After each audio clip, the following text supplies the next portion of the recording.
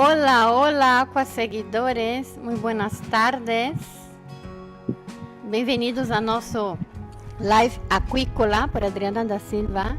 É um gosto, uma vez mais, compartilhar aqui com vocês informação aquícola de todas partes do mundo. Vou apagar aqui meu ventilador. Aí está. E hoje temos um colega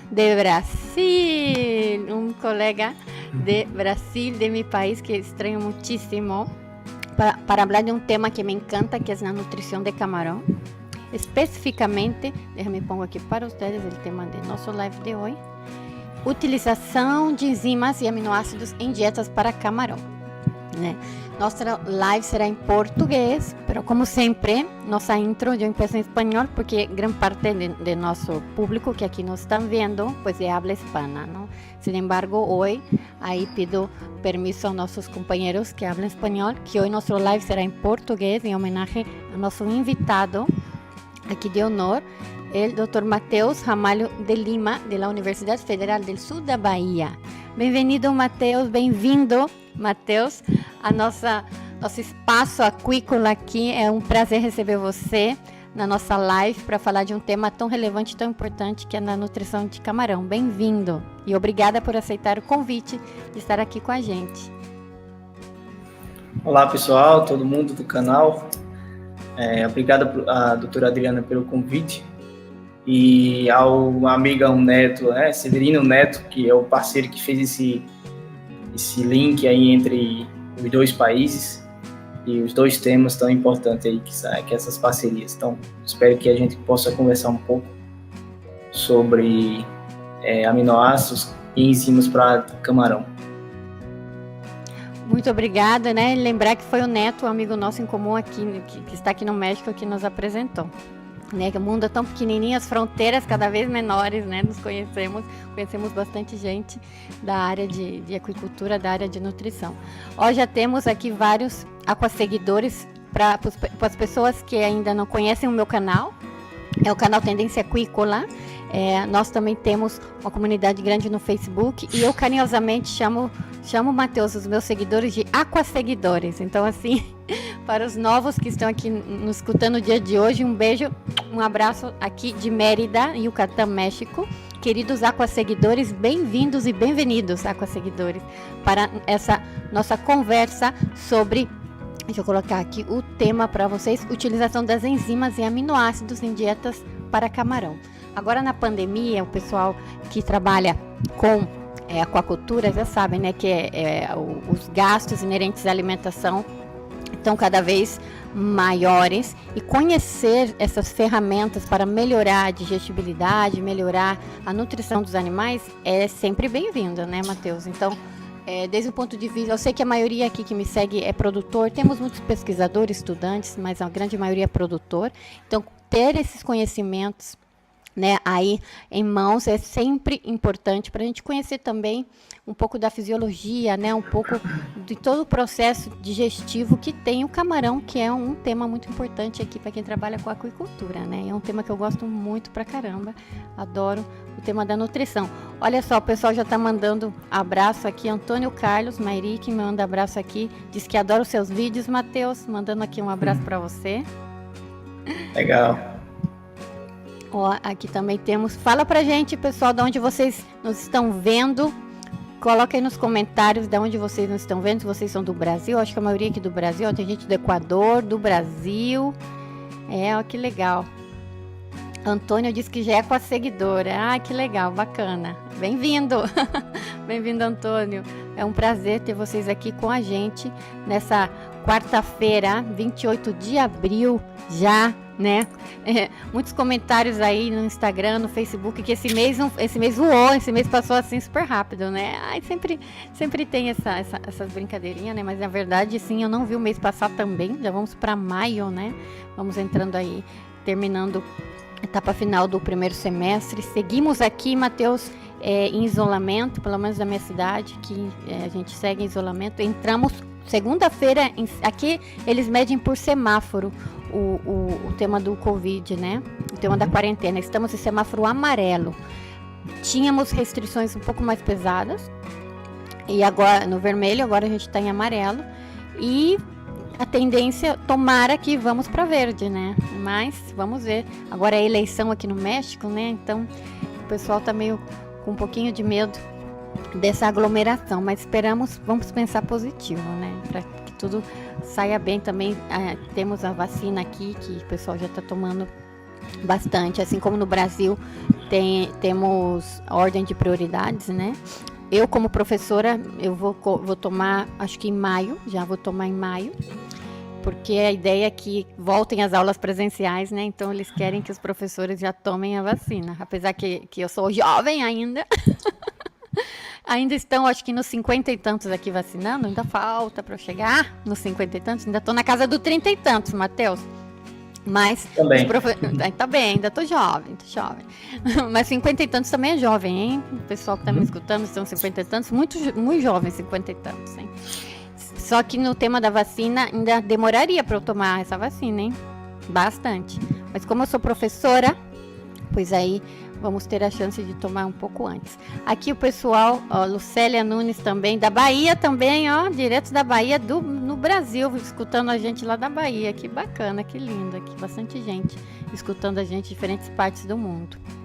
Bom, Matheus, acho que já tem bastante gente aqui conosco para escutar sobre a utilização dos aminoácidos e das enzimas em dietas para camarão. Eu vou passar a palavra para você então. Eu queria que você se apresentasse para os nossos aquaseguidores aqui. Fala um pouquinho para a gente da sua trajetória. Como que foi chegar nesse tema, né, de pesquisa? Como você chegou a trabalhar com esse tema? Fala um pouquinho para a gente também da sua trajetória até aqui. Tá. Bom, pessoal, me apresentando, mais uma vez agradeço a oportunidade, né, de estar sempre compartilhando aquilo que a gente tem mais contato, vem estudando um pouco mais nesse tempo. Então, eu sou da Paraíba, sou do Brasil, da Paraíba, né? Então, um abraço para toda a Paraíba lá também, do Nordeste, Brasil. Tá aqui o significado, né? O trio de forró aqui para representar o nosso Nordeste. E hoje, inclusive, é um dia importante para o bioma brasileiro, né? É o único bioma do Brasil que hoje comemora o seu aniversário, né? É o dia da Caatinga hoje. Então, é um dia muito importante para o Brasil, assim. Então, assim, eu comecei eu tenho uma graduação em licenciatura em Ciências Agrárias e depois fiz a minha pós-graduação em zootecnia na Universidade Federal da Paraíba. Durante toda a minha graduação e pós-graduação, eu trabalhei com nutrição de aminoácidos, utilização de enzimas, especialmente na aplicação em aves, né, em frangos, em galinhas poedeiras, em codornas. Então, eu sempre gostei muito de estudar nutrição. E ao longo da vida a gente teve a oportunidade de ter colegas que atuam na área de aquicultura. Então a gente sempre conversava, mas pouca aplicação em termos de produção, de experimento, né, do ponto de vista de experimentos e pesquisa que a gente fez. Depois eu fui professor substituto na Universidade Federal Rural do Semiárido, lá em Mossoró. Depois eu fui para o Pará, em Santarém, Universidade Federal Oeste do Pará. Lá eu era professor de bioquiminatologia, de bioestatística, de suinocultura. Então, assim, sempre estive misturando áreas na atribuição profissional.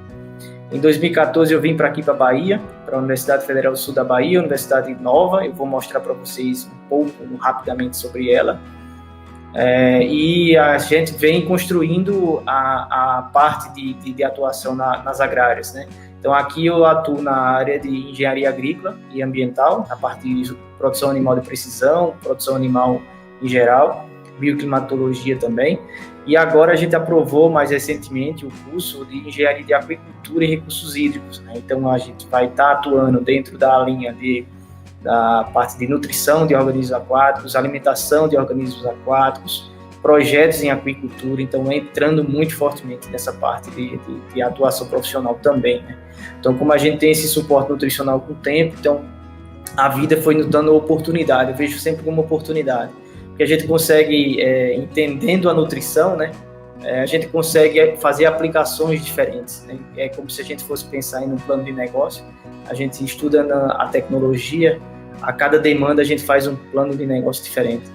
Então, assim, a gente estudando nutrição, você consegue fazer as comparações, né? O que acontece com aves, o que acontece com camarão, o que acontece com frango, o que acontece com peixe. Eu acho que isso me trouxe muita experiência. Eu gosto muito de fazer essas comparações e me ajuda bastante. E esse é um desafio para mim, né?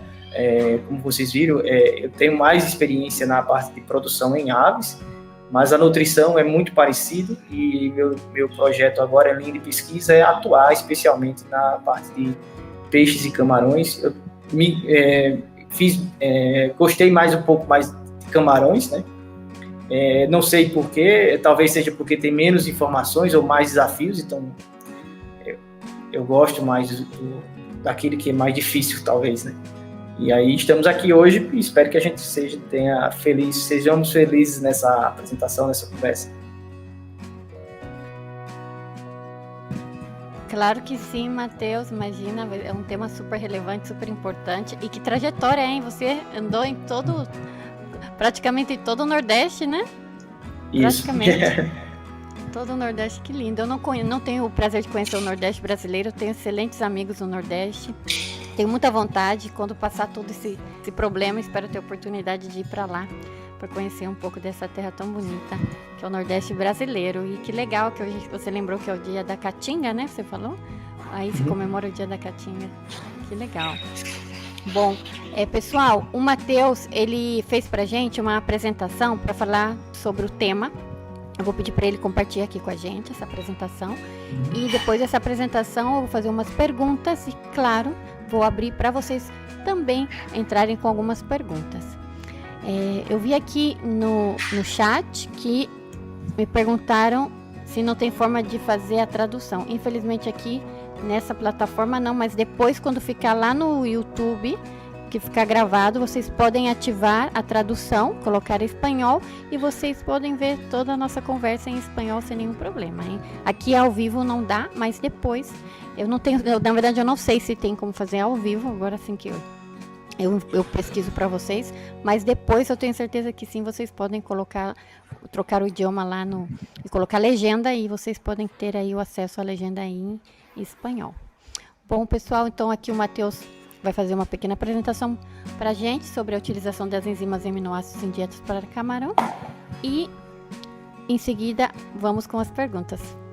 Adiante, Matheus, pode seguir. Bem, pessoal, então o tema aí da nossa conversa é a utilização de enzimas e aminoácidos em dietas para camarão. Meu nome é Matheus Amário de Lima, sou licenciado em Ciências Agrárias, mestrado e doutorado em zootecnia e professor associado aí da Universidade Federal do Sul da Bahia. Eu peço licença para apresentar um pouco da universidade, né? A gente está aqui no México, Brasil, Bahia, né? Esse gráfico aqui mais ao meio. E dentro da Bahia, essa ponta aqui embaixo, né, mais próximo do litoral, está o sul da Bahia. A Bahia é um estado bem grande, que é maior do que certos países, né, da Europa, por exemplo. É um dos maiores estados do Nordeste. Então, tem um potencial enorme em termos de capacidade de produção, uma economia bem pulsante, né? E por isso, a universidade ela foi iniciada suas atividades em 2014. Hoje, nós temos, dentro do Centro de Formação em Ciências Agroflorestais, que é onde eu estou lotado, né? A gente tem cursos de graduação, bacharelado interdisciplinar em Ciências, Engenharia Florestal, Engenharia Agrícola e Ambiental. E mais recentemente a universidade criou o curso de Engenharia de Agricultura e Recursos Hídricos. onde a gente vai estar com a atuação mais vinculada nesses cursos, e também temos o curso de pós-graduação em biosistemas, com 2 linhas de pesquisas, né, funcionamento e sustentabilidade de biosistemas e produção e tecnologia de biosistemas. Até lembrando, pessoal, que esse programa de biosistemas está com edital de seleção prestes a sair, e dentro da linha de pesquisa em organismos aquáticos, a gente tem uma vaga para doutorado, e tem vagas para mestrado e para doutorado, mas tem uma vaga para doutorado para estrangeiro. Então é interessante que quem tiver interesse ficar atento a essa oportunidade que vir aqui trabalhar com a gente no Brasil. Mais aproximado para nós, né, temos o grupo de pesquisa em produção e nutrição animal, do qual eu sou o coordenador, e esse grupo de pesquisa ele tem vínculo com 3 programas de pós-graduação. O programa de pós-graduação em Ciências e Sustentabilidade, que é da UFSB, da universidade do qual faço parte, é um programa novo, só de mestrado, apenas mestrado, e em breve também vai ter uma seleção. O Biosistemas, como eu já comentei, que também é da nossa universidade, e o programa em Ciência Animal, que é de uma universidade estadual, parceira nossa, né, ao lado de nossa instituição, que tem lá mestrado e doutorado. Então a gente participa em 3 programas de pós-graduação. Nossa equipe é uma equipe pequena, vocês vejam, a universidade é uma universidade nova, estamos caminhando, dando os primeiros passos, e nossos grupos também são pequenos, né? Então a gente tem muita vontade de trabalhar e desejamos sempre que mais pessoas venham para aumentar a nossa capacidade de trabalho. Então a gente tem aí a doutora Nilma, que está fazendo pós-doutorado com a gente, o Wagner, que faz doutorado, e a Júlia, que faz mestrado no Biosistemas, e no programa em Ciência Animal da UESC, né, a Universidade Estadual de Santa Cruz, a gente tem a Miriam, que está fazendo doutorado, já está no último ano de doutorado, e o Daniel, que também está no último ano de mestrado. Então, para o ano 2022, a gente também vai ter uma vaga para mestrado e uma vaga para doutorado também para esse programa. Tá? Então, mais trazendo agora para a nossa conversa, de fato, sobre a utilização de enzimas e aminoácidos em dietas para camarão, eu queria primeiro chamar a atenção para um ponto que a gente tem as fontes de origem animal, né, proteína, e origem vegetal. Quando a gente vê as origens, alimentos de origem vegetal aqui, dessa barrinha para a esquerda, e de origem animal, dessa barrinha para a direita, a gente vê essa barrinha maior azul, ela é o consumo de água, tá? Então, água, utilização de água da chuva, água, qualquer que seja de água, para gerar aquela produção. E essa seta vermelha aí fala da produção de peixe, né? A aquicultura em geral. Veja que em todas essas produções, independente do animal, seja aí trigo, arroz, milho, ovos, suíno, aves no caso frango, leite, carne, sempre a barrinha azul está maior. Ou seja, tem um problema sério a ser resolvido, que é o consumo de água, né? E mesmo assim, a gente ainda tem uma vantagem, que a gente tem um pequeno impacto ambiental do ponto de vista de gases, né, emitidos do efeito estufa, comparado com outras produções. Tá? Então, a gente sabe, então, que os camarões, eles têm várias mudanças, né? Diferente de outros animais, que tem poucas mudanças, que, apesar dos desafios de se produzir, você ainda tem uma mudança menos programada. O camarão, ele tem mudanças programadas de própria metamorfose dele, né? Então, de pós-lava até a fase adulta, seria lá no final da produção, você tem ali diversas mudanças, seja mudança de dieta, mudanças naturalmente fisiológicas e anatômicas, né, que isso impactam nesse animal ao ponto de modificação de ambiente também, né? Nem o ambiente muda ao longo da vida, porque o animal precisa de condições ambientais diferentes. E uma coisa que sempre acontece, considerando aquela questão da água, é a qualidade de água também, que precisa ser sempre analisada. E, obviamente, ela pode ser piorada muito rápido e impactando em toda a produção, fazendo com que você tenha uma queda muito rápida de eficiência nessa produção. Então, quanto mais você evolui em termos de capacidade de produção, mais risco você tem, e mais risco e mais controle você tem que ter para que sua produção se mantenha eficiente, né? Isso porque tem várias possibilidades de acontecer, né? Seja uma desbiose aí no processo intestinal, que vai até causar alguma doença, além de todas as doenças envolvidas. E tem vários processos que você pode utilizar, tanto enzimas como prebióticos, probióticos, né? Simbióticos e outros produtos que você utiliza seja para melhorar a qualidade de água, né, a questão dos bioflocos, seja para melhorar a ração, ou seja, existe toda uma forma de evitar que essas mudanças naturalmente programadas, né, do camarão possam afetar a eficiência dessa produção. Então é um animal que naturalmente tem muita modificação acontecendo. E onde é que entra as enzimas, né? As enzimas nutricionais, as enzimas exógenas, as que modificam a capacidade nutricional desses animais.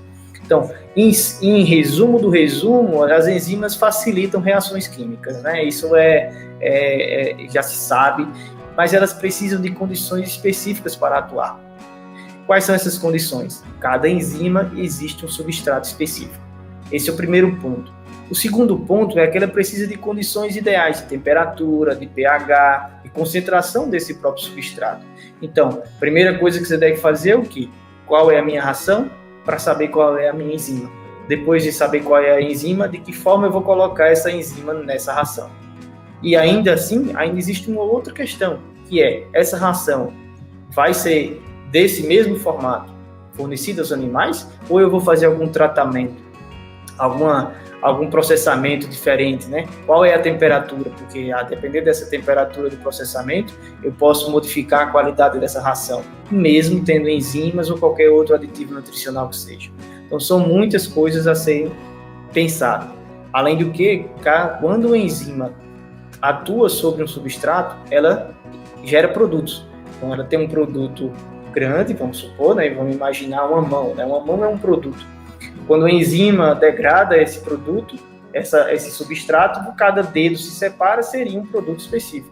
Então, não adianta eu saber se aquela minha ração tem um substrato e para atender com tal enzima. Eu também preciso saber o que é que esse substrato, após a ação dessa enzima, gera de produto.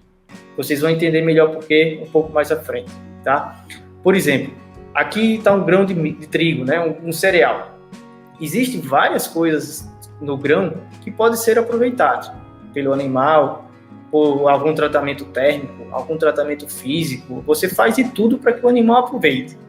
Quando você coloca uma enzima, você tem que saber o quê? Como eu comentei, qual o substrato.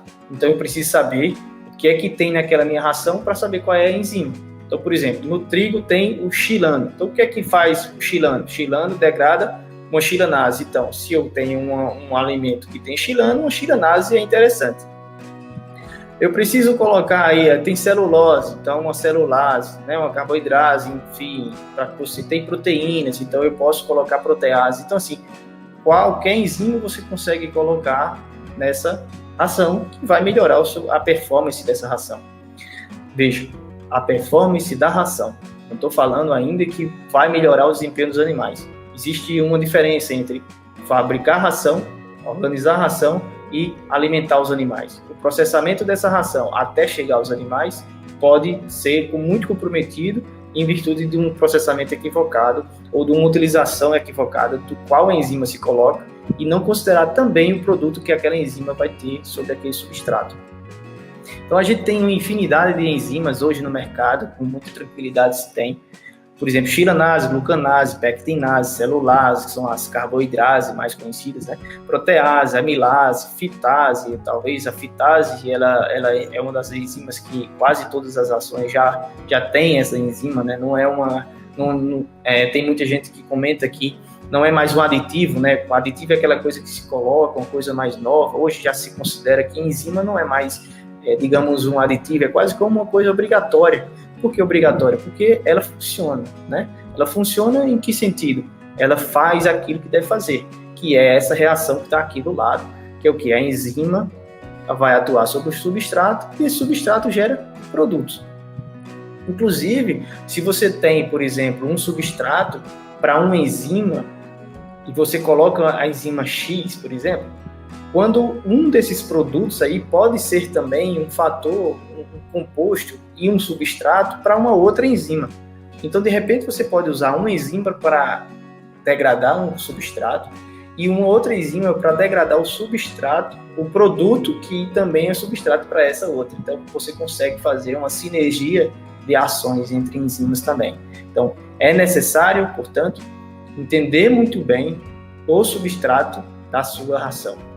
Veja, eu não falei ainda de animal, eu falei apenas da mistura da ração. Aqui, para vocês terem uma ideia, o que isso pode afetar. Aqui é um ensaio que a gente fez, eu não posso dar tantos detalhes, porque a gente está organizando ainda, finalizando esse documento, mas é do nosso grupo de pesquisa, que a gente fez a avaliação de 2 rações, e cada ração com doses diferentes de enzima.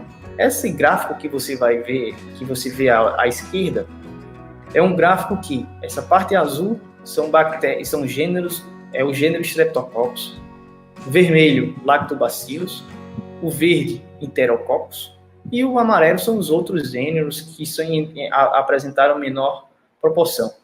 Quando você olha, qual é o objetivo, então, de saúde intestinal? É eliminar as bactérias ruins, né? Esse é o nosso desejo, é o nosso sonho, vamos dizer assim. Mas será que isso representa realmente um ganho de desempenho? Né? Então, essa era a nossa pergunta. O que a gente fez? A gente deu substratos diferentes, então essa ração A tem um substrato mais um nutriente específico, fibra, no caso, e a dieta B com muito mais fibra do que a dieta A. E colocamos as mesmas enzimas em doses para ver de que forma atuaria. E veja que essa ração A3 e a B1, ela tem quase que em sua totalidade lactobacilos, ou seja, se fosse para eliminar problema, ela seria a melhor bactéria, a melhor ração. Só que quando a gente olha a B2, a gente vê que já aparece aí outros gêneros e um pouco de Enterococcus. Mas a B3, ela mostra em torno de 80% de lactobacilos, em torno de 10 a 15% de Streptococcus e em torno de 5 a 6% de Enterococcus. Ou seja, tem uma diversidade maior, né? Tem mais bactérias de gêneros diferentes. Quando a gente olha o gráfico ao lado, o que é que a gente vê?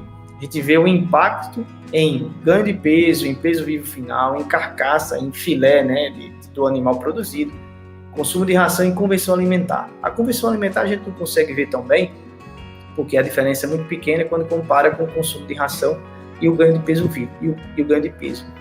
Mas o que eu quero mostrar é o seguinte, que essa ração B3 foi a que teve o maior incremento, cerca de 30%, né? Essa é a primeira ração aqui, tá sem uma barrinha, porque a gente colocou a diferença em delta, né?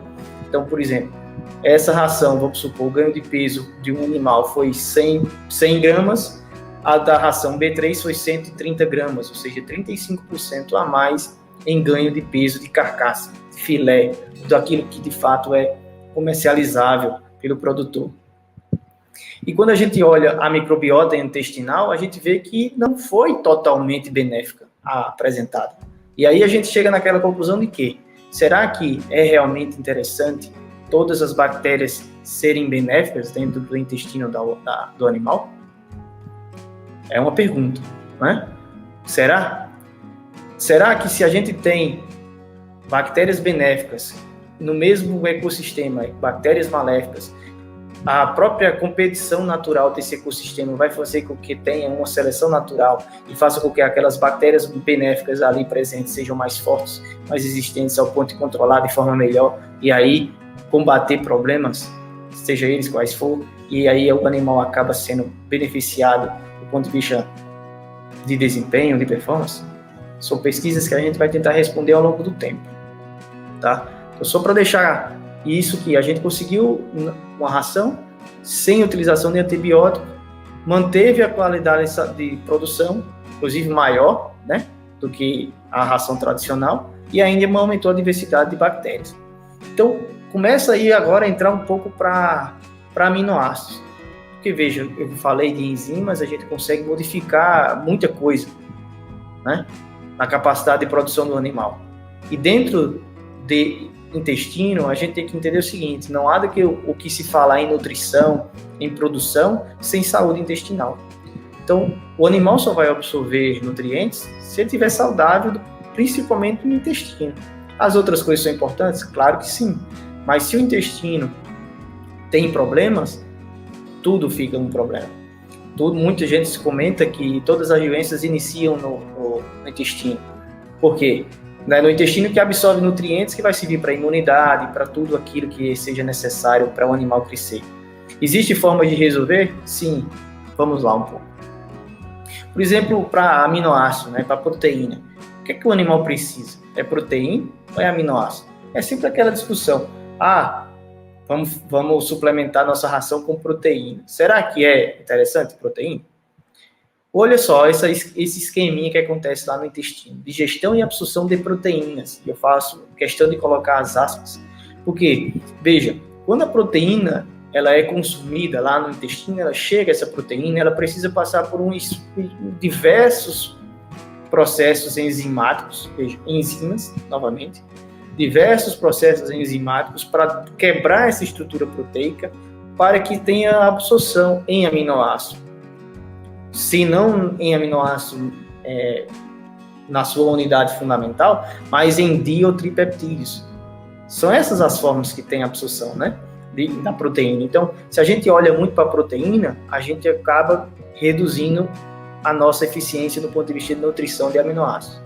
E existe um outro detalhe também, que é muito importante, que quando a gente não coloca aminoácidos na nossa ração, sabendo que a gente precisa, que o animal precisa de aminoácidos, os essenciais, os não essenciais, e é essa a importância dessa proteína, para dar suporte para a síntese dos aminoácidos essenciais, não essenciais, você tem um impacto sobre, principalmente, síntese proteica. Se a gente está falando aqui de camarão, a gente precisa que tenha carne sendo produzida. Então, a gente precisa de aminoácidos para síntese proteica. Mas também precisa para crescimento, para osmorregulação, para resposta do estresse, para reprodução, para comportamento, para defesa de questão de antioxidante, a imunidade, sobrevivência. Então, aminoácido é necessário em várias rotas metabólicas e não só apenas carne, tá? Por exemplo, a gente precisa sempre respeitar esse equilíbrio. E por que esse equilíbrio é importante? Eu faço questão de destacar esse tamborzinho aí que vem daquela questão da agronomia ainda, de fertilidade do solo. E essas moedas. Porque, veja, se você coloca... São essas duas formas que a gente consegue reduzir muito o impacto, A professora comentou sobre, nessa época de pandemia, os custos de produção que estão elevados. Estão mais elevados do que sempre foram, Então, pela demanda e a ausência de produção em alguns locais, aumentou os preços e a economia está passando por modificações toda hora. Agora, se imagina se o produtor pensa, eu não considero a proteína, e considera qualquer coisa, mas não o aminoácido. Olha o que acontece. Quando o aminoácido é absorvido, para a síntese de proteína, 4 mol de ATP é gasto para que cada aminoácido se anexe à estrutura de uma proteína. Se um aminoácido estiver em excesso, ou seja, aquela proteína foi colocada a qualquer nível, sem considerar o substrato, sem considerar a composição nutricional daquela ração, se tiver um aminoácido em excesso, cada átomo de nitrogênio que tem dentro de cada molécula, de cada aminoácido, vai ser necessário para retirar ele do corpo e jogar fora, ser excretado 6 mol de ATP. Então, por exemplo, se no caso eu coloquei o exemplo, a arginina, se tem uma molécula de arginina em excesso, 24 mol de ATP são necessários para excluir esse composto nitrogenado. Lembre que esse composto nitrogenado pode se tornar um problema no próprio ambiente de produção. Então, lembra lá quando eu comentei sobre as enzimas, que algumas enzimas degradam substrato e esse substrato, ao ser degradado, gera produtos? Isso. Alguns desses produtos também podem ser aminoácidos. Então, se você usa enzima e não considera os produtos que essas enzimas podem gerar, você pode dar também um excesso de nutrientes. Então, usar enzima resolve? Sim, mas se você não conhecer bem sua ração, você cria um problema de excesso de composto nitrogenado no ambiente de produção. Se você soma isso ao fato de não conhecer a nutrição adequada em aminoácidos, você soma o efeito da enzima que você queria beneficiar a sua produção, com um descuidado que você está tendo em nutrição de aminoácidos, soma essas duas situações, você vai ter ou um problema sério de contaminação de água, da água do cultivo ali, tá? Então, pessoal, isso gera custo, né? Você está gastando mais. Então, de onde vem aqueles compostos nitrogenados? Então, essa proteína na ração, em excesso, como eu comentei, vai produzir a amônia, da amônia aí vai ter ali os nitritos, o nitrato, que é necessário que a própria as bactérias que estão ali, e aí vem a técnica dos bioflocos para fazer isso. Os bioflocos são essenciais para isso? Ajudam muito, é fundamental para manter a qualidade do cultivo ali. Agora, concorda comigo que se você tiver uma nutrição adequada, você aumenta a eficiência do biofloco? Perceba que você equilibra melhor o risco de produção. Eu acho que o que a gente precisa fazer no nível de produção que a gente necessita, do ponto de vista de geração de alimentos, é equilibrar risco. E para equilibrar risco é o quê? Como eu faço para reduzir meu risco de que minha proteína e meus aminoácidos, minha ração, sejam o mais absorvida possível? Porque qualquer excesso vai estar na água. E o camarão está nessa mesma água. E aí eu acabo precisando do biofloco para descontaminar essa água. Se eu melhoro a eficiência da minha ração, eu naturalmente reduzo a importância do biofloco na resolução do problema, de modo a fazer com que ele melhore a eficiência de toda a sua produção. Então você consegue ter uma menor renovação de água, um menor gasto de água. Lembra lá do primeiro slide que eu comentei, que a gente tem uma alta produção de água? Então se você tem um controle de qualidade na nutrição, controle de qualidade da água, com utilização de bioflocos, porque naturalmente vai ter um composto nitrogenado ali sendo excretado, você aumenta a eficiência da sua produção. E o que a gente tem que propor não é uma situação de início e desconsiderar o final, ou pensar apenas na resolução do problema no final de tubo, né, que a gente chama, mas sim aumentar a eficiência de toda a cadeia para que a gente aumente a eficiência da produção em si e a eficiência de custo, de eficiência ambiental, e inclusive até ganhar mercados, né, porque a gente aumenta a nossa pegada de carbono também. Associado a tudo isso, pessoal, a gente tem o quê? A gente pode aumentar a nossa capacidade de produção, lembrando que por todo animal, por estar vivo, o simples fato desse animal estar vivo, ele gera espécies reativas de oxigênio, né? Então é natural que ele tenha essas espécies reativas de oxigênio, que na verdade digamos uma defesa inicial do sistema imune para problemas. Então, se você tem uma dieta que você estimula demais o animal, que você não tem situações ideais de cultivo, você aumenta ainda mais a capacidade de estresse desse animal. E esse estresse, seja ele qual for, pode gerar um estresse fisiológico, que é o estresse oxidativo. Então, você tem que ter esse controle também de utilização de enzimas, aminoácidos e estresse oxidativo, porque esse estresse oxidativo vai ter redução de produtividade, redução de performance produtiva, né, reprodutiva, se você estiver trabalhando ali com matriz para lavicultura, né, você vai ter uma imunidade reduzida, e imunidade reduzida você vai aumentar o problema de doença. O animal começa a ter problemas também de qualidade de produto. Por que qualidade de produto? Porque você está produzindo um camarão que a vida de prateleira dele, por exemplo, pode ser muito menor, porque ele já está numa condição com excesso de espécies reativas de oxigênio. Só para ter como exemplo, esse trabalho aqui mostra uma contaminação de nitrito. Então foi feito um ensaio com nitrito, com 20 miligramas por litro de nitrito, no camarão Vanamei, né? Então foi percebido que em 72 horas, veja, aí nesse gráfico do lado de cá, você vai ter uma espécie de reativos de oxigênio aumentada nas primeiras 2 horas. E tem o seu pico ali em torno de 36 horas, tá? O malonaldeído, você tem ali picos, você tem uma curva, né, que sobe um pouco, nesse gráfico aqui, depois ele cai e começa a subir de novo por 72 horas.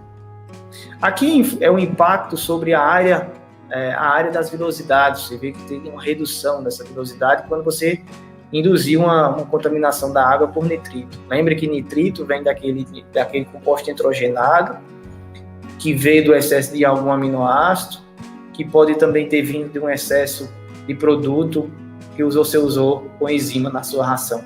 Então veja, o problema de camarões com nitrito causa muito problema na mortalidade, por exemplo, que foi talvez criado pela sua ração. Aqui, superóxido de dismutase, veja que tem um pico aqui em torno de 2 horas depois, você tem um pico dessa enzima. Catalase, você tem um pico aí em torno de 24 horas. Glutationa peroxidase, todo de 12 horas você tem um pico. O que eu quero dizer com isso? Que existe, comprovadamente, um efeito danoso ao sistema imune do animal, causado pela contaminação de nitrito na água em termos de estresse oxidativo. E se você, produtor, faz a avaliação da quantidade de nitrito da água a cada 12 horas, ou 24 horas, ou a cada 2 dias, por exemplo, você corre um sério risco de, quando você perceber que existe uma dose de nitrito, uma taxa de nitrito elevada, o animal já está estressado há 12, 14, 16 horas. E aí, quando você faz a remediação para reduzir essa taxa de nitrito da água, o efeito vai demorar um pouco para baixar, porque precisa reagir, e essa reação no animal vai demorar um pouco mais. Então, talvez, pelo ciclo muito curto, você não consiga recuperar. O ideal, então, é o quê? Fazer medições em intervalos menores. Porque a gente viu aí que, por exemplo, superóxido de dismutase, em 2 horas você já tem um pico. Depois começa a baixar. Por que começa a baixar? Porque não conseguiu resolver, já que a contaminação foi controlada em nível de experimento. Em 20, numa condição de produção natural, nunca que vai ficar constante. A tendência é sempre aumentar, porque alguns animais começam a morrer, naturalmente ali mais compostos nitrogenados e maior produção de nitrito também. É aqui uma outra avaliação com pH. Aqui uma avaliação colocou um pH neutro, né, normal, um gradual aumento desse pH e uma gradual redução desse pH. Veja aqui, isso em 28 dias, né? Até 9 dias foi tendo esse crescimento e redução, e o outro se manteve sempre no nível de 8,3, 8,5 ali em pH. Veja que o hepatopâncreas também teve muitas espécies reativas de oxigênio lá no hepatopâncreas e no intestino médio. Então, seja subindo o pH, ou seja, baixando o pH, não foi interessante para o hepatopâncreas nem para o intestino médio. Ou seja, mudanças bruscas de pH também são ruins. Então, lembra lá que eu comentei sobre água? Volto a dizer, a gente tem a mania de entender que a simples troca da água pode resolver um problema. Mas essa troca de água pode dar esse efeito brusco e causar um estresse no animal e ter problemas de curto a médio prazo. O detalhe é que o curto ou médio prazo para camarão pode ser a inviabilidade daquele lote, aquele ciclo, tá? Então, em resumo, pessoal, a gente tem que controlar aí o que se produz quando se coloca enzima, o impacto desses aminoácidos na ração e entender sempre que tudo que a gente mexe na ração, ou a gente vai estar estimulando a capacidade de oxidação ou estimulando a capacidade de antioxidante, né? Porque a gente precisa ter um equilíbrio. O animal tem condições de suportar essa oxidação, mas se essa geração de espécies reativas de oxigênio ultrapassa a capacidade que o animal tem de resolver aquele problema, você começa a ter um acúmulo muito grande, muito rápido na sua produção e a mortalidade aumenta consequentemente a chance. Se não chega a ter mortalidade, você tem uma perda muito grande de desempenho, o que naturalmente vai inviabilizar a sua produção. E às vezes esse efeito de inviabilizar a sua produção é causado pela própria tecnologia ou o acesso à tecnologia ou forma de uso da tecnologia que você está fazendo na sua ração. Então, em resumo, o que eu quero apresentar aqui para vocês? Que essa é a nossa linha de pesquisa. A nossa linha de pesquisa atua em alimentação e nutrição, utilizando enzimas, aminoácidos e sempre tendo o estresse oxidativo ali como fator regulador. Porque isso sempre vai acontecer, como eu comentei. Nós, vivos, respiramos. E o fato de entrar oxigênio dentro do nosso corpo faz com que a gente tenha a espécie reativa de oxigênio. O detalhe é, quanto mais eu respiro, mais espécies de reativas de oxigênio eu crio. Se eu tenho a capacidade antioxidante de controlar isso, ok. Quando eu começo a produzir muito mais do que eu tenho capacidade de eliminá-los, eu começo a ter problemas gerais, como eu comentei, de reprodução, de desempenho, e aí inviabilizando a produção. Tá? Essa é a nossa linha de pesquisa. Agradeço muito a oportunidade. Óbvio, não dá para a gente falar o tanto que a gente deseja e o que gostaria de falar. Agradeço muito a oportunidade. Deixo aí os meus contatos, meu e-mail. Peço também a você que está aqui participando, que nos siga lá nas nossas redes sociais. Peço licença à professora para pedir esse espaço. Produção _animal _UFSB, nosso Instagram. A gente também tem um canal do YouTube. E a professora, convido aqui aproveito a oportunidade para convidar ela para também dar uma apresentação para nós no nosso canal do YouTube.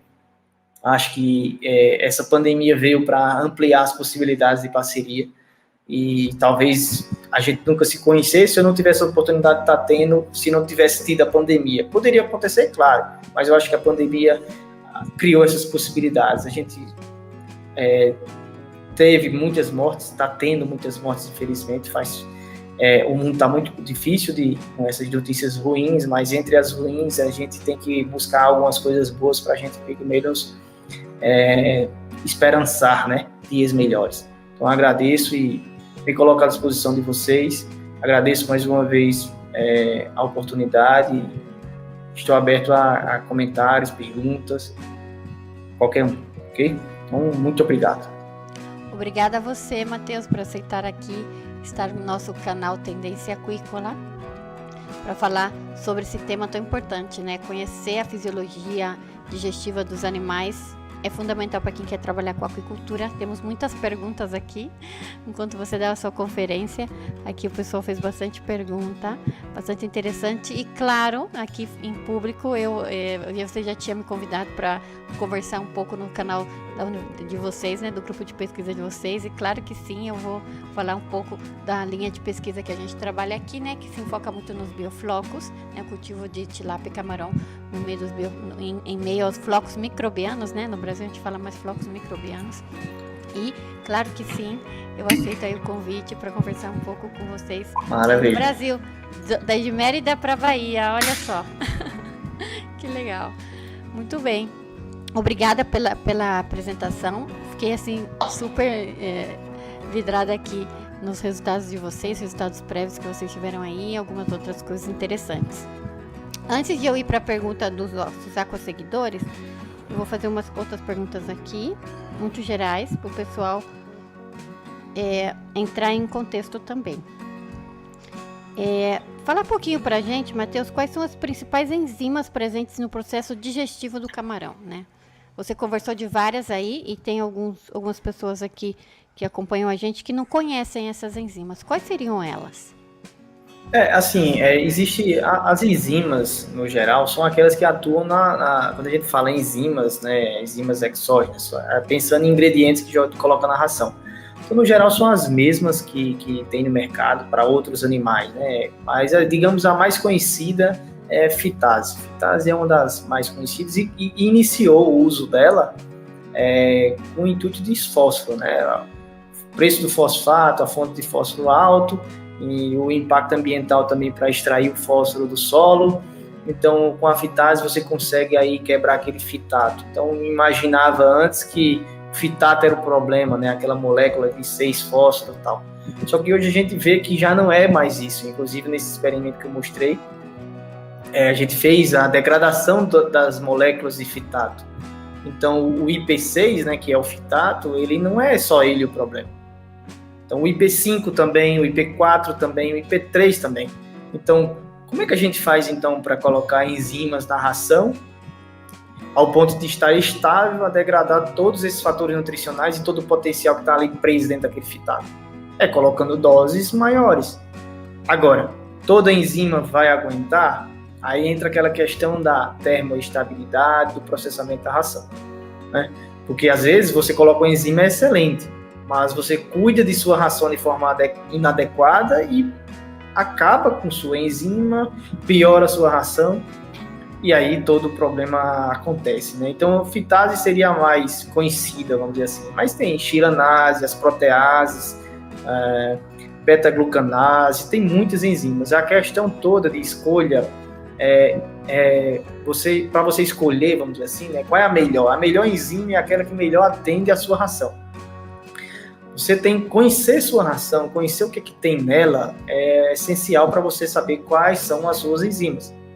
Não dá para dizer aqui, use X, Y ou Z enzima para uma ração que não tem aquele substrato. Então, a primeira coisa é conhecer o substrato da sua ração, aí você escolhe as enzimas, depois você escolhe o que acontece com aquela enzima quando ataca tal substrato. Quais são os produtos? Porque perceba que a enzima, quando atua, gera produtos. E um desses produtos pode ser o substrato de uma outra enzima, né? Então, muita gente usa, por exemplo, fitase com chilanase, beta-glucanase com fitase e chilanase.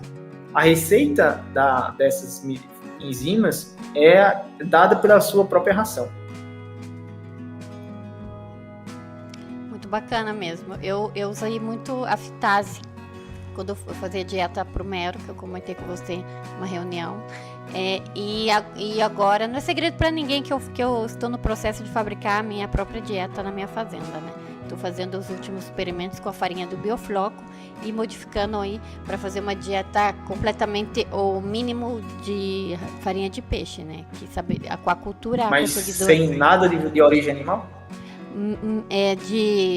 Só vou usar, provavelmente vou usar a farinha de diatoméceas, em espanhol como que é? Diatomáceas em português, né? Mas é fonte de... não é fonte de proteína, né? A diatomácea vai ser fonte de minerais e tudo mais. Para fonte de proteína, eu não estou usando nada de origem marinho. Estou usando outras fontes de origem animal, mas não de origem marinha. Então, faz alguns anos, desde 2017, que eu estou trabalhando nessa pesquisa, né? Justamente utilizando diferentes insumos locais para buscar uma ração que seja o mais adequado para a minha espécie, para o bolso e também que me dá um custo-benefício interessante, né? E buscando a sustentabilidade da produção, já que a ideia nossa em algum momento é tornar a fazenda orgânica, né, Matheus? Então, realmente, o tema das enzimas é um tema que eu gosto muito, muito, muito. E como eu trabalho com muitas dietas vegetais, né, é necessário. E a fitase é uma enzima que já se vende comercialmente, né? Não é tão difícil como muitas dessas enzimas, né, que eu comentei tem comercialmente. A questão é que muda muito o preço de uma empresa para outra, de região para região, mas a maioria das empresas já tem um portfólio bom de enzimas.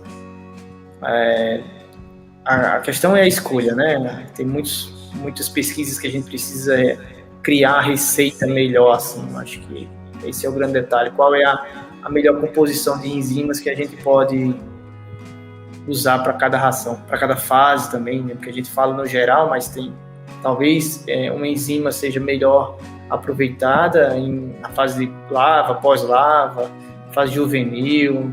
Então, tem muita coisa a ser trabalhada. Exatamente. No mundo da aquicultura, cada fase é uma fase e os animais respondem bem diferentes às diferentes etapas de produção. E não dá para Ctrl+C, Ctrl+V, que eles falam aqui, né? Não dá para copiar e pegar de jeito nenhum as dietas. Bom, outra pergunta que eu queria te fazer é o seguinte, ó, ingredientes, dietas, idade, tamanhos, estágio, estágio da muda, né? Época da muda, e o ambiente de crescimento, não sei, todos os parâmetros, temperatura, oxigênio, pH, enfim, eles podem afetar a produção das enzimas enzimáticas? Sim. Como eu comentei, né, as enzimas são exigentes, elas estão ali, você pode usar, mas elas Elas dizem qual o ambiente melhor para elas, né? pH X ou Y, aí depende da enzima, né? Tem enzima que é pH 5,5, que digamos é o padrão para identificar a análise, a atividade de enzimas, 5,5. Então, para fitase, ok. Vai ter esse 5,5 dentro lá do intestino do camarão? É onde entra o detalhe. E o que faz mudar os pH, o ponto de vista e como é que faz mudar o pH dentro do animal? Como é que está a água, então, né? Como é que está oxigênio dissolvido? Como é que está o pH da própria água? Porque como é que estão os eletrólitos ali? Porque a mudança dos eletrólitos da água pode ter uma modificação do pH do camarão, e aí essa enzima vai ter melhor ou pior ação. Então, esse controle fisiológico é fundamental. Então, assim, para utilizar essas tecnologias nutricionais no nível que a gente está hoje em apicultura, o México ainda mais está desponta muito mais à frente do Brasil em termos de cassinicultura, em utilização de tecnologia e de produção também, né? A gente precisa considerar o seguinte: temos que ter uma automação muito maior para certos parâmetros, porque esses parâmetros vão modificar muito a sua ração, né? Então, por que modifica a ração? Porque modifica o espaço em que o animal está vivendo. Então, se modifica esse espaço, modifica a capacidade dele de absorção, de aproveitamento daqueles nutrientes. Logo, eu preciso, se eu não tenho condições de mudar o ambiente, eu tenho que mudar a minha ração. Qual é o melhor? É manter o ambiente ideal, né? Porque mudar a ração toda hora também não dá, né? Você não consegue, não é viável isso. O ideal é, como eu sempre falo, manter o equilíbrio de risco, reduzir o risco em todos os segmentos de sua produção. Então, como eu tenho, por exemplo, biofloco, a biofloco resolve o problema? Sim, resolve. Muito eficiente. Mas você fica com muita dependência dele, né? Se você faz um equilíbrio na ração, você faz com que você dilua a demanda de eficiência do biofloco, fazendo com que ele até trabalhe mais suave, vamos dizer assim. O mínimo que ele faça, ele vai funcionar muito bem. Então, a recirculação de água limpa e ideal vai ser melhor. A troca de água vai ser menor, e aí você consome menos água, né? Você vai economizar, porque se você coloca uma ração inadequada, você está colocando nitrogênio na água, e você, na verdade, tem que perguntar: eu estou produzindo camarão ou produzindo nitrogênio na água para que meu biofloco limpe a água? Se você for produtor de camarão, então você usa o biofloco para limpar a água para que o camarão fique bem, produza melhor. Para que você aumente a eficiência do camarão, você faz o quê?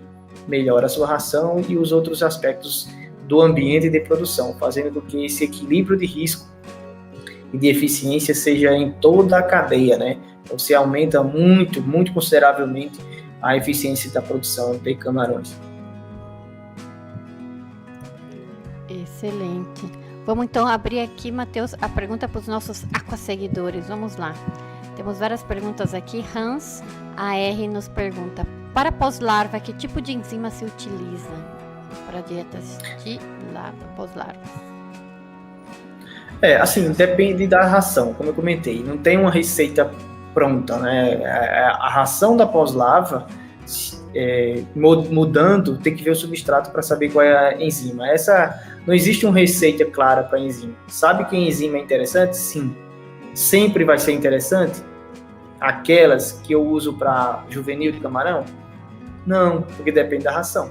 Então, por exemplo, eu posso usar por exemplo, a Adriana está usando farinha de biofloco. Será que a enzima que ela usa vai ser a mesma que eu uso se eu não uso essa mesma ingrediente? Então, não dá para ter uma resposta pronta. A resposta a gente descobre quando sabe qual é a ração. Sim, aqui a gente diz, não é uma farinha, não é uma receita de pastel. Pastel aqui é bolo, né? Não é receita de bolo, gente, aquacultura. Tem todo um processo, né? Aqui nos mandam boa noite desde Colômbia. Legal, aqui o pessoal da Colômbia sempre nos acompanha. Vamos ver uma pergunta aqui. Nos pergunta Antônio: Todos os pré-mix ou núcleo de peixe servem para qualquer espécie? Não, infelizmente não. Seria o sonho, né? Assim, você conseguir fazer esse remanejamento, né? Mas infelizmente não. Porque os níveis nutricionais são específicos, né? Para cada espécie, como eu comentei para camarão, por exemplo, ele tem várias mudanças de dieta ao longo da sua fase completa. E peixe, assim, qual a espécie do peixe que mais se aproxima da ração para um camarão? Porque se eu estiver falando de uma espécie de camarão e de uma espécie de peixe, talvez a gente consiga, dá para usar certo nível, né? Por exemplo. Mas ainda tem que ver com muito cuidado isso. Então não dá para dar uma resposta, infelizmente não dá para a gente responder sobre isso, se sim ou que não. É necessário se conhecer melhor qual espécie de camarão, qual espécie de peixe e qual a ração que a gente está trabalhando.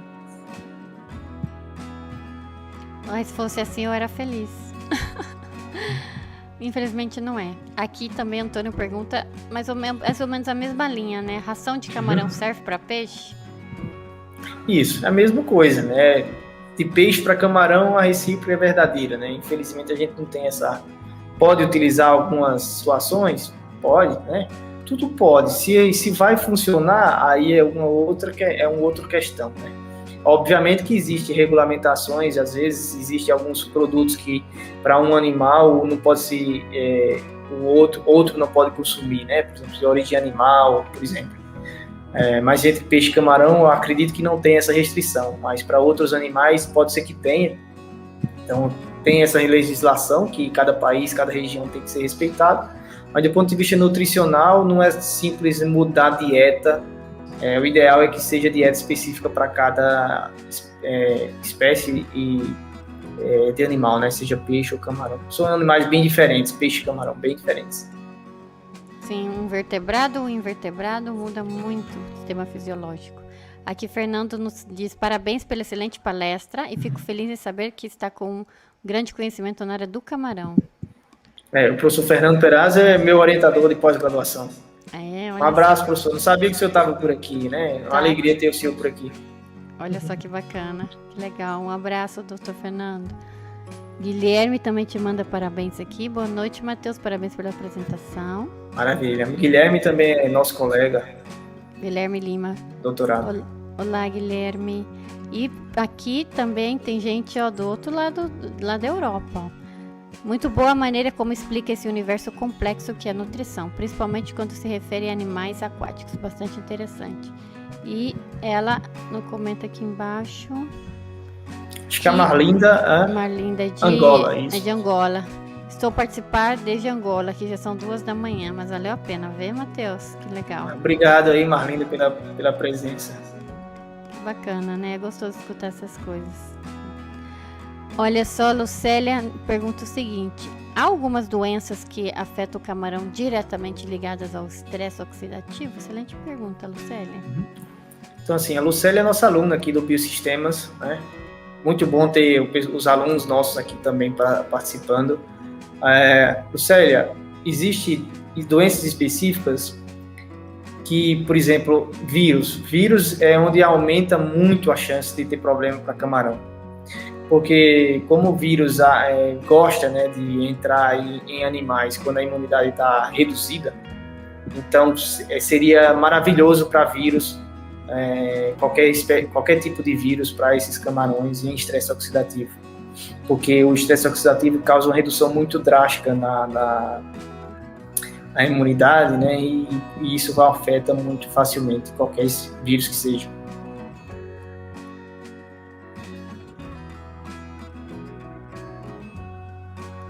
Então, sim, com vírus principalmente.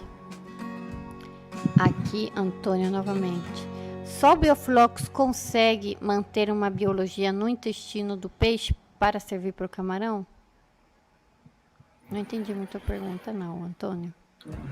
Só o Bioflux consegue manter... Acho que ele quis dizer que só o Bioflux consegue manter uma biota no intestino do... Acho que utilizando apenas Biofloco na agricultura, se seria necessário, eu não consigo responder, eu não tenho certeza. Eu sei que o biofloco, você vai conseguir melhorar a qualidade de água, né? E manter os animais em boa condição de produção. Agora, em relação à biologia do intestino, eu não tenho um dado que possa afirmar com certeza qual vai ser esse perfil, né? Esse perfil de bactérias no intestino, assim, apenas com biofloco. É uma pesquisa interessante, talvez até para regular, né? Utilizando apenas biofloco e utilizando biofloco mais outras tecnologias de enzimas e aminoácidos, vendo qual é a melhor situação. Alguns trabalhos foram feitos já no passado, né? O meu orientador do mestrado, Wilson Wasilewski, conhecido como Mano, lá da FURG, ele fez uma pesquisa em Estados Unidos, Carolina do Sul, utilizando água clara e bioflocos, né? E reduzindo a concentração de proteína bruta, né? Significativamente, vendo qual seria o melhor resultado. E só no bioflocos o camarão não cresceu. Ele precisa de um mínimo de proteína para poder crescer em tempo e forma, né? E manter todo o sistema imune também elevado pelo tema das doenças, que a gente sabe que é bastante complicado na indústria do camarão. Então aqui, Antônio, só de bioflocos não vive o camarão, de jeito nenhum. Ele precisa de uma dieta para complementar, né? O que a gente vê no bioflocos, Matheus, é que a gente pode reduzir, e o doutor nesse trabalho lá em 2006, o trabalho dele é referência nessa parte, 2006, depois eu passo para você o artigo. Lá em 2006, quando a gente começou, né, naquela época a gente fala que ainda a gente estava desbravando o biofloco faz tempo. Ele viu nesse trabalho que realmente, se não me engano, era 20% mínimo de proteína na dieta, mais o biofloco, né? Só o biofloco, infelizmente, não dá para crescer o camarão. Agora, sobre a biologia do intestino, tem alguma coisa? Vocês conseguiram fazer isso? Olha, depois que eu fui do Brasil, bom, é o centro de referência de bioflocos, né? Eu não sei, assim, dizer para você, mas seguramente sim. Na minha tese, eu analisei, de uma maneira muito geral, o estômago para o ventrículo e os micro-organismos, né? Eu estava mais focada assim, na de uma forma geral, se um animal produziu melhor, eu vejo como uma consequência, né? O animal não melhora ganhando peso, por exemplo. Alguma coisa aconteceu antes que deu melhores condições para ele aproveitar melhor aquela ração e tal. Então, deve ter, obviamente, uma consequência do ecossistema ali intestinal.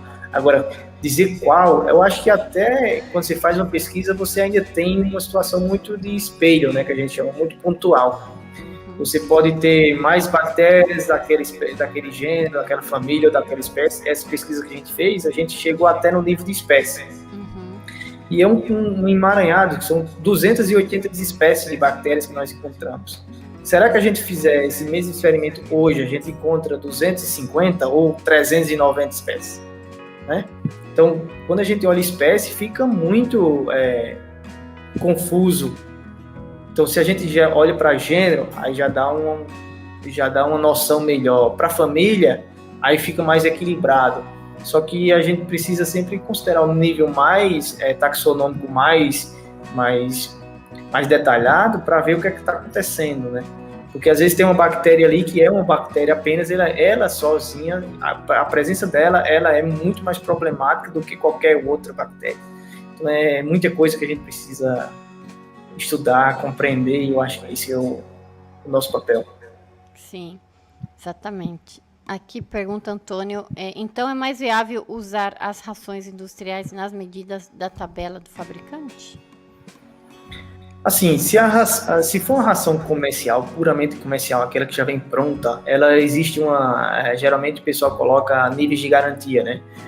Então, os níveis nutricionais, às vezes, eles, para ter uma margem de segurança dessa ração pronta, pode ter um excesso de algum nutriente ali para garantir a certeza que não vai faltar nutrientes, como, por exemplo, a professora comentou, quando utilizou o biofloco, faltou proteína, o animal não crescia. Então, o que o pessoal faz, né? Pode fazer? Coloca uma margem de segurança para cima, você garante que tenha resultados. É óbvio que ainda existe sempre margem para melhores resultados, né? Então, assim, o produtor que formula sua ração baseado, ou que recebe consultoria de uma empresa baseada nas suas características de produção, a ração nunca que pode ser comparada com a ração que já vem pronta, né? Baseado em outros ambientes de produção, de teste e tal. Então, assim, embora a gente tenha aqueles requerimentos nutricionais para os animais, é sempre bom considerar em qual ambiente aquele animal vai ser produzido, para regular esses fatores. Exatamente. E também, Matheus, aqui no meu caso, eu sou produtora também, adicionalmente a ser professora, eu sou produtora, tenho minha fazenda aqui. O que eu faço em épocas de vacas magras, quando fica muito cara a ração comercial, a gente o que faz é também usar um suplemento na ração, né? Um ácido orgânico, comprar uma dieta que não é a primer, a segunda põe, né? O custo-benefício tem uma boa fórmula, mas não é top, e usar um ácido orgânico para poder ajudar o peixe, no caso agora eu estou com peixe, a assimilar melhor esses nutrientes. Também existem essas outras técnicas, né? Que você pode usar repeletizando a própria dieta, né? Há muitas técnicas para isso. Tem muitas ferramentas, né? Muitas ferramentas. Marlinda comenta, que interessante a utilização de algas na formulação de rações. Isso leva-me a querer conhecer mais sobre o seu canal. Você usa alga também, Matheus? Não, a gente ainda não usou algas, não. Nós temos um professor aqui que trabalha com algas, e nosso objetivo é fazer alguma coisa com algas no futuro, né? A pandemia nos atrapalhou, como eu falei, né? Atrapalha em certas coisas, mas também facilita em outras. Então a gente tem que equilibrar os ganhos, né? Vamos dizer assim. Então espero que em breve a gente consiga fazer alguma coisa com algas também. Que bacana. Que bacana. Eu, aqui em Yucatán, a gente teve um bloom na reprodução muito grande do sargaço. Toda a costa daqui, toda a costa também de Quintana Roo, onde está Cancún. E é uma praga, para não falar outra palavra. Então, muitas indústrias resolveram trabalhar com essa alga para poder dar um fim nela, porque é demais. Você vai na praia e é incômodo, né? Na praia é incômodo. E teve uns alunos meus que formaram uma empresa chamada Salgas, que é de sargaço, e trabalha fazendo biotecnologia. E também, olha que coincidência, ontem na minha aula, eu dou aula de nutrição, né, aquícola. Ontem na aula de nutrição, eu mostrei para eles alguns alimentos, que temos alimentos funcionais, né, e dei como exemplo alimentos funcionais com as macroalgas, né. E aí é um tema bem interessante também. Então, se você quiser algas, a gente pode mandar, porque o que tem mais aqui são as algas para você fazer pesquisa. Que bacana. Já passamos de 1h, a gente passou rapidíssimo, eu nem vi o tempo, agora que eu vi 1h12, já é tardíssimo no Brasil, aqui é 7h42, no Brasil 9h42, bastante tarde. Eu queria agradecer uma vez mais ao Matheus pela oportunidade, pelo tempo e conhecimento, pelo tempo aqui com a gente no nosso canal Tendência Aquícola, muito obrigada, foi muito interessante, é um tema bastante importante para os alunos, os pesquisadores, os produtores também, principalmente nessa época que estamos passando e vamos infelizmente passar por um largo tempo ainda, espero que seja médio tempo, né? Mas que bacana também ter essa oportunidade, como você falou, né? De a pandemia nos trouxe coisas positivas, como essas oportunidades desse intercâmbio de conhecimentos. Mérida, Bahia, Mérida. Proximamente eu estarei aí no canal do Doutor para dar uma conferência também. Provavelmente vai ser de bioflocos, né? Que é o tema que eu trabalho mais. Sim. E vai ser um prazer estar aí com você também. Muito obrigada, Matheus. Se você quer falar um pouquinho, quer agradecer os seguidores, últimas palavras, eu deixo você à vontade. Tá bom. Então, seguidores, maravilha aí a parceria. Espero que tenha sido proveitoso esse momento. Para mim foi muito bom falar sobre aquilo que a gente gosta, né? A gente passa na madrugada aqui e continuaria falando. Temos plateia, inclusive, que está na África, né? Em Angola, olhando madrugada, nós lá. Então, isso nos empolga, nos anima e deixa a gente bem feliz, né? E colegas de doutorado, meu orientador de mestrado, doutorado, então isso é muito bom. gratificante. E agradecer novamente à doutora Adriana pelo convite, ao Neto por ter feito esse contato, né, essa aproximação. Um amigo do peito que faz tempo que eu não vejo, e toda vez que eu tento achá-lo, ele nunca é fácil de encontrar. É uma pessoa que todo mundo gosta, todo mundo procura, e por isso é tão difícil de achá-lo. Então isso é muito bom, ter pessoas boas ao nosso perto de nós, né? Então agradeço muito, e qualquer coisa estou sempre à disposição, e espero logo para que a gente possa ter mais oportunidades dessa. E em breve a gente faz uma live também com a doutora Adriana no nosso canal. Um abração a todos e muito obrigado. Obrigada com os seguidores, boa noite.